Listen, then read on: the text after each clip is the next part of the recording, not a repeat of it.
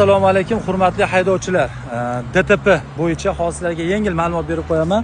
Hozir Farg'ona shahardan kiraverishda Vastro degan ko'chamiz bor. Mana shu yerda mana shu Nexia 2 bu tarafdan kelib turib, Damas'ni orqa tarafidan mana turtib olishgan, ya'ni zarar yetkazishgan Damas avtouloviga.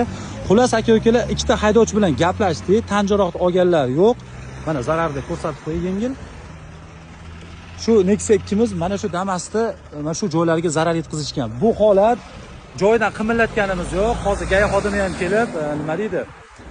Narkologiyaga yo'llanma yozib berishdi. Bu holat bo'yicha biz harakat qilyapmiz. Bu akalarimizga 14 milliongacha bo'lgan zararni sug'urta kompaniyasi qoplab berishiga yordam beryapmiz. Xullas mana shunaqa xizmatlar bo'yicha aloqaga chiqarasizlar. DTP bo'lgan paytda aka-ukalar mashinani iltimos oldidan nima deydi? Siljitmanglar hech qaytga. Xudo xolasa bu bo'yicha ma'lumot beramiz. Hozir narkologiyaga olib ketyapmiz akalarimizni.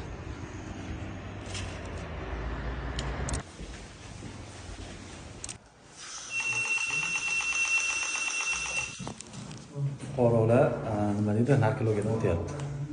Aka-ukalar, ushbu DTPmiz bo'yicha mana hozir qaranglar, protokollar rasmiylashtirilgan, mana yozib chizilgan hammasi va baholashimiz ham mana keldi. Ko'ringlar, summa 7 million 4 ming so'm zararni qoplab berish uchun mana baholandi. Mana shu holat uchun.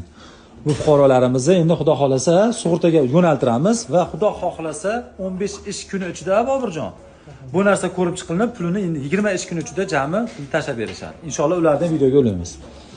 Salomat bo'linglar.